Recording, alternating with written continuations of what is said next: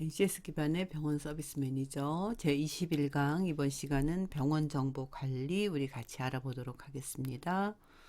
자, 병원 서비스 매니저는 여러 번 여러분한테 강조한 것처럼 실제로 내가 실무를 많이 하는 것보다는 나하고 같이 하는 직원들의 업무를 관리하고 독려하고 그리고 신입 직원이나 이제 새로 들어온 직원들이 있을 때 업무를 가르쳐 주는 OJT 교육을 해야 된다 이렇게 말씀드렸었죠.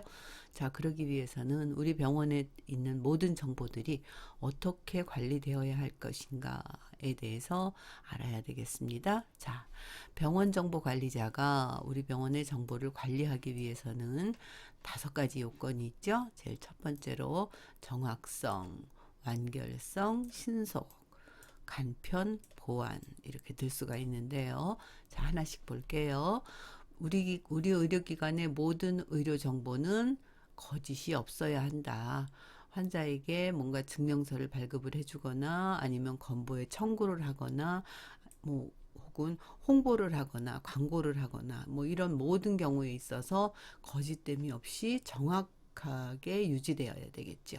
두 번째는 우리 병원에 가지고 있는 모든 데이터베이스들이 늘 불완전한 상태가 아니라 완전한 상태가 유지되도록, 그래서 제가 여러분에게도 그 어떤 정보든지 그러니까 이제 엑셀로 주든지 월이든지 이렇게 해서 엑셀로 다운받아서 그것을 엑셀로 다운받은 것을 출력해 가지고 그리고 컴퓨터 데이터하고 이렇게 뭐가 누락되거나 빠뜨려지거나 잘못 기재되거나 한 것은 없는지 확인하는 작업이 필요하다 이야기 드렸었죠. 기억하시죠?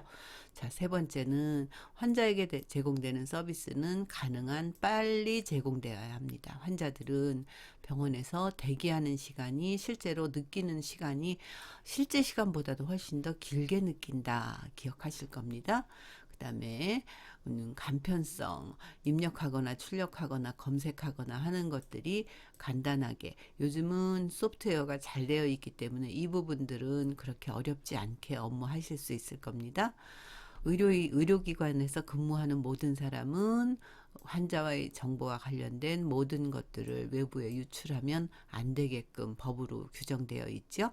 그렇기 때문에 우리 병원의 모든 정보가 보안을 잘 갖추도록 해야 되겠고, 특히 병원 공인인증서 관리, 그 다음에 병원 직원들이 병원 업무 컴퓨터에다가 개인 카톡이라든지 무슨 유튜브라든지 이런 것들을 띄워놓고 보거나 아니면 개인 메일들을 열어서 우리 병원의 컴퓨터가 해킹되거나 이러는 일이 없도록 여러분이 관리를 잘 하셔야겠습니다. 병원 정보 관리자가 가져야 되는 요건들: 정확성, 완결성, 신속성, 간편성, 보안성 알아두시기 바랍니다. 자, 이제 병원 정보를 관리하기 위해서는 이제 병원 정보 관련한 의료계 혹은 병원 관련한 정보들을 우리가 수집할 수 있어야 되겠죠. 여러분이 수집해야 될 병원 관련한 의료계 관련한 정보들, 자, 뉴스들을 늘 아침마다 확인하는 것을 잊지 마세요. 그리고 복지부나 건보공단이라든지 심평원이라든지 하는 데서 그날 어떤 것들을 보도자료나 고지로 내보내는지 이런 것들을 꼭 출력해서 여러분이 그날 아침에 먼저 서머리해서 간단하게 요약된 정보들을 아침 팀미팅에 직원들에게 제공하면 되겠습니다. 이건 늘 해야 되는 일입니다. 자, 그것 말고 날마다 나오는 것 말고 이제 우리 병원에서 홍보를 하거나 아니면 병원에 게시판을 꾸미거나 할 때 이런저런 정보들을 필요할 때가 있잖아요. 자, 보건복지부 홈페이지에 들어가서는 보건의료 정책과 관련한 것들을 여러분들이 정보를 다운받을 수도 있고, 또 병원에서 게시하는 포스터들 같은 경우들도 그 카툰으로 해가지고 이렇게 만들어 놓은 것들이 많이 있어요. 그러니까 그런 거는 그냥 병원에서 만드는 것보다는 전문가들이 만들어 놓은 것들 그냥 출력해서 병원에 예쁘게 게시하면 되겠죠. 그 다음에 국가건강정보 포털 사이트에서는 건강에 대한 정보들을 수집하실 수 있어요. 그래서 이런 것들을 우리 홈페이지에 올려놓는다든지 아니면 블로그라든지 SNS에 우리 병원에서 자주 이제 다빈도로 발생하는 질환들이 있잖아요. 그런 것들에 대해서 환자들에게 정보를 제공할 때 국가건강정보 포털에 들어가서 정보를 수집해서 그런 것들을 활용하면 되겠습니다.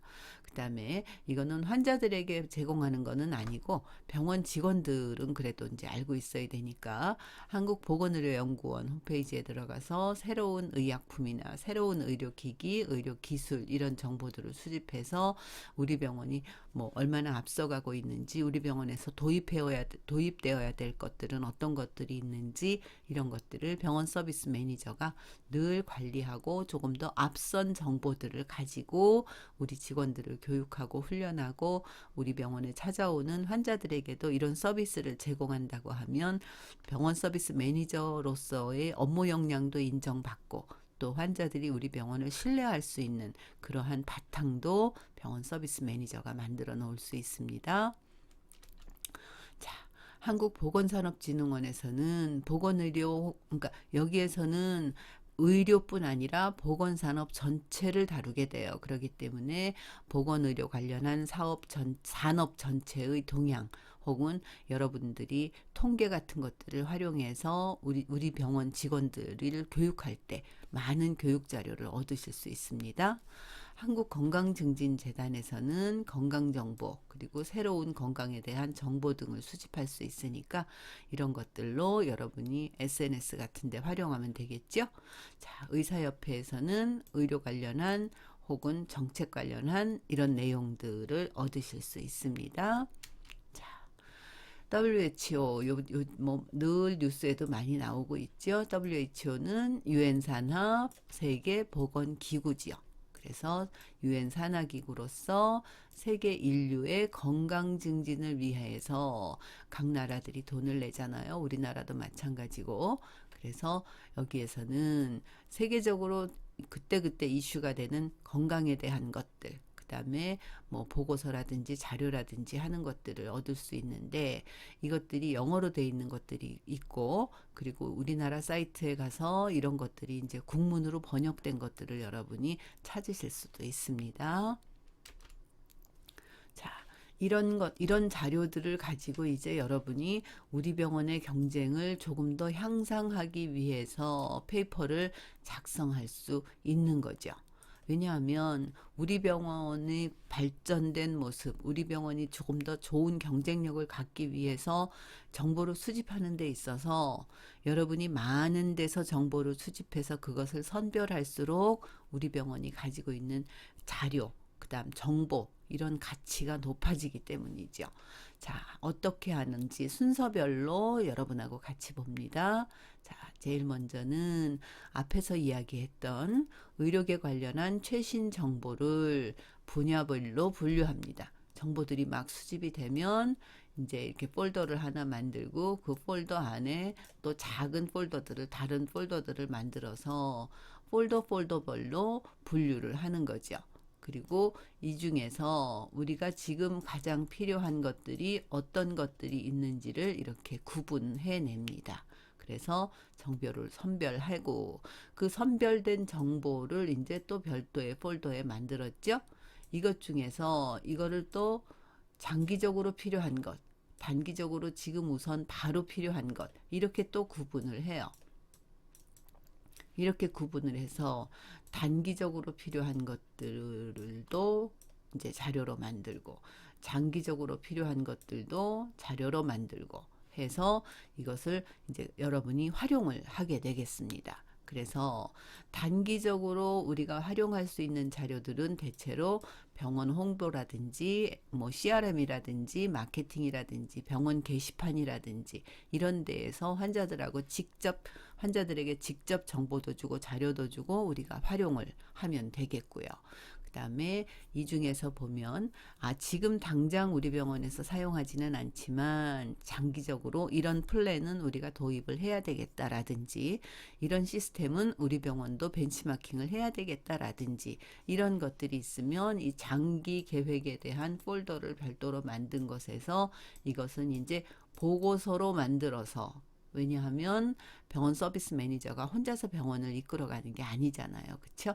이 보고서로 만들어서 이제 관리자에게 혹은 병원장에게 보고를 하고 그 보고된 내용에 따라서 병원장이나 관리자의 의사결정을 여러분하고 같이 협의를 한 후에 그 중에서 우리가 단계별로 1단계, 2단계, 3단계, 4단계 이렇게 단계별로 도입을 할 계획을 세우는데 이 도입 계획은 그냥 막연하게 세우는 것이 아니라 시기, 언제쯤 이 부분은 우리가 도입을 하겠다라고 하는 시기까지를 관리자들하고 같이 미팅해서 결정을 해야 됩니다. 그래서 단기 계획에 도움이 되는 자료는 바로 활용하고 장기 계획에 도움이 되는 자료는 관리자들과 이제 그 구분을 해서 언제쯤 도입하겠다라고 하는 시기를 명확히 한 다음에 우리 직원들에게 그런 것들을 전 직원이 교육을 하거나 전 직원이 미팅을 할 때 직원들에게 소개를 하는 거죠. 이럴 때 직원들이 병원을 근무하면서 비전도 갖게 되고 소속감도 갖게 되고 그 부분에 있어서 관심을 갖게 되는 것입니다. 그래서 병원은 서비스 매니저나 병원 코디네이터 혼자서 근무하는 곳이 아니라 다양한 직종, 직군의 사람들이 의료 서비스라고 하는 하나의 모토를 가지고 환자들을 대하기 때문에 많은 정보들이 또 새롭고 신선한 정보들이 그리고 단기적으로 장기적으로 필요한 정보들을 많이 공유하는 병원들이 경쟁에서 앞서갈 수밖에 없습니다. 병원 서비스 매니저는 우리 병원이 경쟁력을 가질 수 있는 병원으로 성장할 수 있도록 직원들을 관리하고 교육하는 사람입니다. 자, 우리 병원의 게시물들을 이제 아까 그렇게 단기적인 정보들을 우리 병원 게시물에 활용한다라고 했잖아요. 자, 그러면 우리 병원의 게시물에 어떤 내용들을 게시하면 좋을까요? 우리 병원에 어떠한 새로운 기계가 도입이 됐다. 뭐 이것에 대한 정보. 그리고 이것 혹은 이것을 사용해서 새로운 의료 기술이 나왔다든지 그다음에 혹은 우리 병원에 새로운 어떤 직원이 들어왔는데 이 사람에 대한 정보라든지 혹은 우리 병원이 아니라도 보건의료 관련한 사람들 중에서 어떤 사람이 어떤 그 일을 수행을 했는데 이 결과가 굉장히 선한 결과를 낳았다든지 이런 것들, 그리고 환자들이 관심을 가지고 있는 질환이나 질병들에 대해서 뭐 임상시험을 하고 있는데 지금 현재까지는 뭐 예를 들어서 뭐 2상이다 3상이다 그런데 지금 현재는 이러이러한 비전을 보이고 있다, 이러이러한 성과를 보이고 있다, 이런 내용들을 게시할 수 있겠죠. 그러니까 앞에서 여러분에게 얘기한 것처럼 뭐 날마다 복지부라든지 뭐 심평원이라든지 건보라든지 뭐 이런 데서 나오는 공지 확인하고, 그리고 제가 알려드렸던 여러 사이트들을 쭉, 그러니까 여러분 컴퓨터에 즐겨찾기에 딱 넣어놓고 그날 한 번씩 들어가서 보면 자료 수집하는 것이 그렇게 어렵지 않습니다.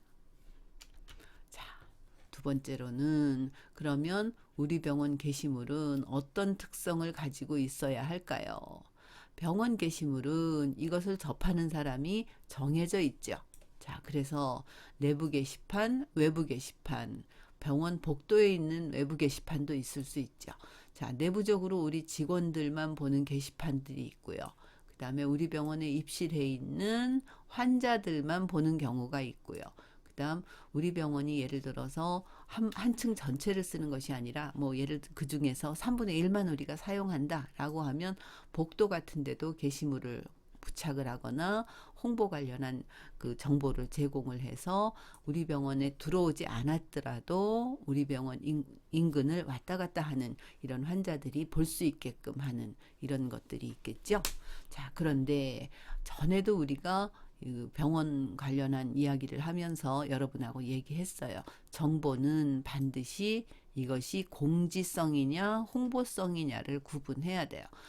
하나의 포스터나 하나의 게시판에 공지 홍보 이렇게 막 섞여 있는 것보다는 이렇게 구분을 해서 이렇게 있다라고 하면 뭐 구분을 해서 공지를 먼저 알리고 그 다음에 홍보에 대한 내용을 하거나 혹은 두 개를 하는 거지. 하나는 공지와 관련한 것 그리고 하나는 홍보와 관련한 것 이렇게 구분을 해놓는 것이 환자들의 시선을 끌기가 훨씬 좋아요. 왜냐하면 공지와 홍보가 막 이렇게 혼재되어 있으면 환자들은 내가 필요한 정보를 한눈에 바로 찾기가 어렵거든요. 그렇기 때문에 이 게시판 전체를 살피지 않는 경향들을 보입니다.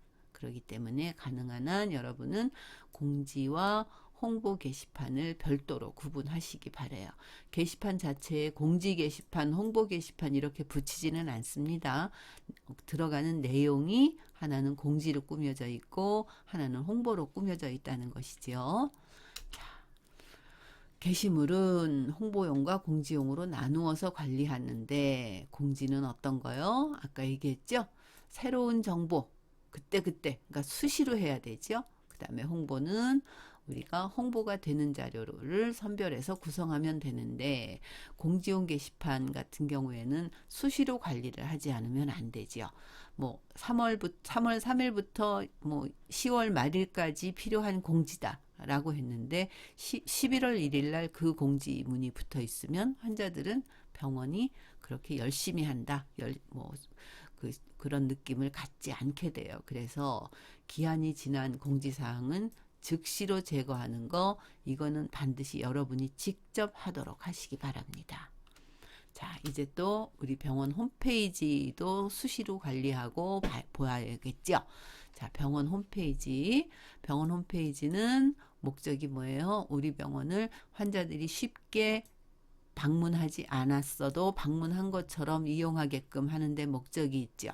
그래서 고객과 커뮤니케이션을 하기 위한 방법으로 홈페이지를 구성을 하는데 우리 병원 홈페이지에 환자들이 요즘은 예약 같은 거 홈페이지로 많이 하죠. SNS로도 많이 하고.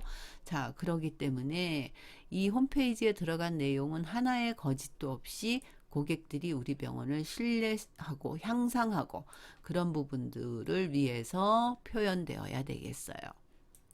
그리고 환자 치료 사례의 비포와 애프터 부분들을 많이 병원들이 올려놓거든요. 그런데 이럴 때 의료법 위반이 되는 경우들이 많이 있어요. 어떤 경우냐면 비포 애프터를 게시를 하려면 뭐 환자의 동의를 얻어야 되는 것은 너무나 당연한 것이고 비포 애프터 비포 같은 경우에는 조금 어두운 조도에서 사진이 찍혔다든지 애프터 같은 경우에는 조금 더 밝은 조도에서 사진이 찍혔다든지 해서 그냥 보아도 애프터 사진이 훨씬 더 나은 것처럼 보이게끔 이렇게 해서는 안 되고 이거 비포 애프터에 있어서 애프터를 보이기 위해서 환자들에게 조금 더 잘 보여주기 위해서 조금의 보정을 한다든지 이렇게 하면 안 되죠.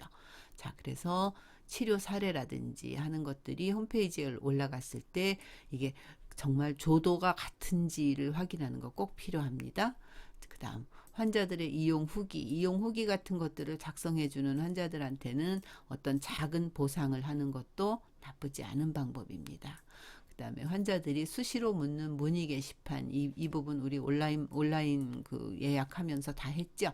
문의 게시판 같은 것을 했을 때 환자들이 답이 빨리 안 오면 굉장히 신뢰를 낮게 잡게 돼요. 그래서 이런 문의 게시판은 연차가 좀 있는 직원이 담당해서 수시로 즉시 환자들이 확인할 수 있게끔 하고 전화번호를 알게 되면 반드시 문자로 그 환자의 문의에 답변이 달렸다라고 하는 것을 알려주셔야 됩니다.